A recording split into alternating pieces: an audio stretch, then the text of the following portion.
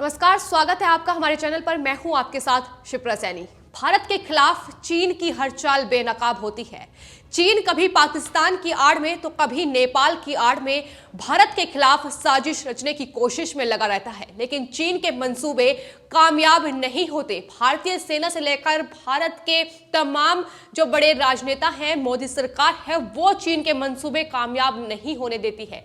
लेकिन एक बार फिर से चीन ने एक साजिश रची है और इस बार उनकी यह साजिश दरअसल उन्हीं के अखबार ग्लोबल टाइम्स के जरिए रची गई है। ग्लोबल टाइम्स ने एक आर्टिकल लिखा गया है जिसमें यह दावा किया गया है कि दरअसल 2000 से जो भारत और रूस के बीच वार्षिक सम्मेलन हर साल होता था वो इस बार नहीं होगा, और उसकी सबसे बड़ी वजह यह है कि भारत और रूस के रिश्तों में खटास आ गई है। तो चीन ने यह दावा किया है कि दरअसल ये जो वार्षिक सम्मेलन है ये इसलिए नहीं हो रहा है क्योंकि भारत और रूस के जो रिश्ते हैं वो बिगड़ चुके हैं। लेकिन आपको बता दें, भारत के विदेश मंत्रालय से लेकर भारत में रूस के राजदूत तक ने यह स्पष्ट कर दिया है कि दरअसल यह सम्मेलन सिर्फ इस वजह से नहीं हो रहा है क्योंकि कोविड-19 का यह दौर है। ऐसे में यह सम्मेलन अभी नहीं होगा, आने वाले वक्त में इसकी तारीखों का ऐलान होगा। लेकिन चीन को इतनी सी बात समझ नहीं आ रही है। उनका कहना है कि कोविड-19 सिर्फ एक बहाना है, बल्कि भारत और रूस के जो रिश्ते हैं वो बिगड़ चुके हैं, इसलिए यह सम्मेलन नहीं हो रहा है। और चीन की कम्युनिस्ट पार्टी के मुखपत्र ग्लोबल टाइम्स में ये दरअसल दावा किया गया है, उसमें कई बातों का जिक्र किया गया है। इसके अलावा भी उसमें यह लिखा गया है कि दरअसल 2000 के बाद ये पहला मौका है जब भारत और रूस के बीच शिखर सम्मेलन को टाला गया है।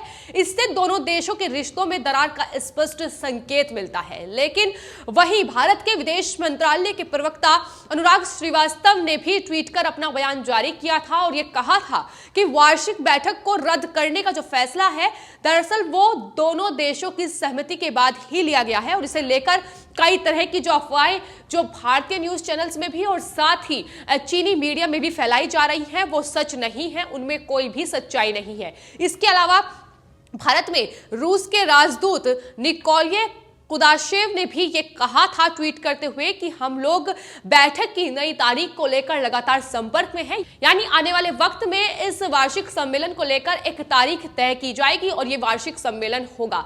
लेकिन चीन की लगातार ये कोशिश रही है कि किसी भी तरीके से भारत के साथ जिन भी देशों के रिश्ते मजबूत हैं उन्हें तोड़ा जाए, और इसी कोशिश में वो लगातार लगे रहते हैं। और इसी कोशिश में अब उन्होंने भारत और रूस के रिश्तों को लेकर भी अपना एक मत दिया है जो सही नहीं है। आपको बता दें, ये स्पष्ट तो साफ तौर पर हो गया है कि दरअसल भारत और रूस के बीच जो ये वार्षिक सम्मेलन नहीं हो रहा है इसकी वजह कोविड-19 है। लेकिन इस बात को ही अब आधार बनाकर चीन ने दोनों देशों के बीच जहर घोलने का काम शुरू कर दिया है। तो वहीं अब कहीं ना कहीं उन्होंने अमेरिका पर भी आरोप लगाया है कि भारत और रूस के बीच जो दूरियां बढ़ी हैं उसकी वजह अमेरिका है, यानी चीन ने भारत के साथ साथ अब अमेरिका से भी पंगा ले लिया है। चीन के न्यूज़पेपर ग्लोबल टाइम्स में यह भी लिखा गया है कि भारत की अमेरिका से बढ़ती नजदीकी से रूस और भारत के बीच जो पारंपरिक हथियारों के व्यापार है उसे काफी बड़ा झटका लगा है। यानी एक तरीके से भारत और रूस के बीच अमेरिका हस्तक्षेप कर रहा है, और जो भारत एक हथियारों का जो आयात वहां से करता है उसे दरअसल अमेरिका मना कर रहा है कि वो रूस के साथ ना करे। यानी कि उन्होंने एक तरीके से ये कहा है कि अमेरिका जो है वो कहीं ना कहीं भारत और रूस के बीच जो खटास आ रही है उसमें एक बड़ी वजह है।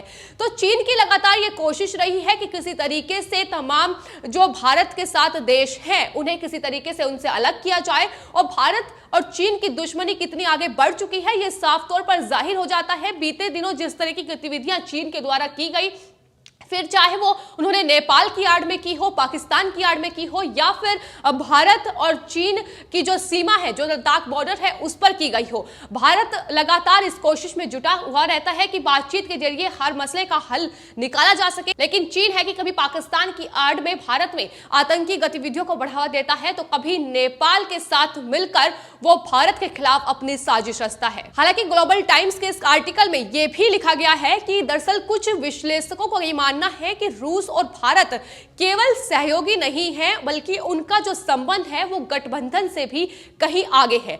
दोनों के बीच हितों को लेकर भी टकराव नहीं है, और हाल के समय में मॉस्को और नई दिल्ली के बीच रणनीतिक संबंध स्थिर रहे हैं। यानी दोनों बातें चीन मान रहा है। एक तरफ वो कह रहा है कि कोविड-19 सिर्फ एक बहाना है, ये वार्षिक सम्मेलन इसलिए रद्द किया गया है क्योंकि दोनों देशों के बीच जो रिश्ते हैं उसमें खटास आ चुके हैं। लेकिन वहीं इस आर्टिकल में इस बात का भी जिक्र किया गया है कि दरअसल विश्लेषक ये मान रहे हैं कि जो भारत और रूस का जो संबंध है, जो रिश्ते रहे हैं, वो दरअसल गठबंधन से भी कहीं ज्यादा है। यानी दोनों बातें चीन कर रहा है, लेकिन उनका जो जिस तरीके की बातें वो कर रहा है वो जहर घोलने का साफ तौर पर काम यहां भारत और रूस के रिश्तों में कर रहा है। चीन के अखबार ने एक और महत्वपूर्ण दावा किया है। उन्होंने कहा है कि अक्टूबर में रूस के राष्ट्रपति व्लादिमीर पुतिन ने वल्दाई इंटरनेशनल डिस्कशन क्लब की जब वार्षिक बैठक थी, उसमें दरअसल भारत के बिगड़ते रिश्तों की ओर इशारा किया था। चीन ने दावा कर रहा है कि पुतिन ने जर्मनी, चीन, ब्राजील और दक्षिण अफ्रीका का उल्लेख तो उस वार्षिक बैठक में किया, लेकिन भारत का नाम लेना वो भूल गए। यानी भारत का उन्होंने कोई जिक्र नहीं किया। तो क्या चीन इसका मतलब ये समझ रहा है कि भारत और रूस के रिश्ते बिगड़ चुके हैं?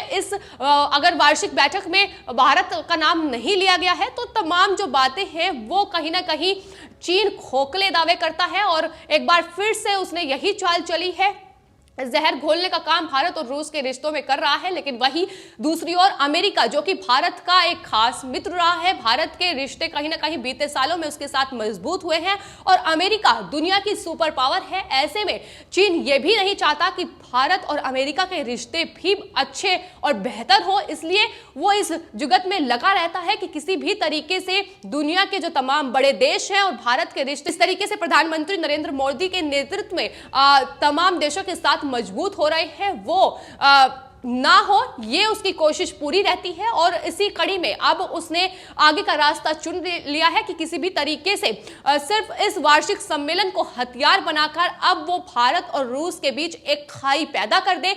लेकिन आपको बता दें, चीन इस पूरी अपनी साजिश में नाकाम ही होगा, ये चीन को जान लेना चाहिए, क्योंकि चीन हर बार से नाकाम ही रहा है अपने मंसूबों में। फिर चाहे वो पाकिस्तान की आड़ में उसने भारत पर कोई आतंकी गतिविधि करी हो या फिर नेपाल की आड़ में भारत से दुश्मनी मोल ली हो, हर बार भारत ने उसके मंसूबों पर पानी फेरा है। और इस बार भी कहीं ना कहीं रूस के को लेकर अब जिस तरीके की साजिश वो भारत के खिलाफ रच रहा है वो भी बेनकाब जरूर होगी, क्योंकि भारत में रूस के राजदूत ही इस बात को स्पष्ट कर चुके हैं कि दरअसल ये जो वार्षिक सम्मेलन है, जो कि बीते 20 सालों से हर साल हो रहा है, इस बार सिर्फ और सिर्फ कोविड-19 के चलते नहीं हुआ है।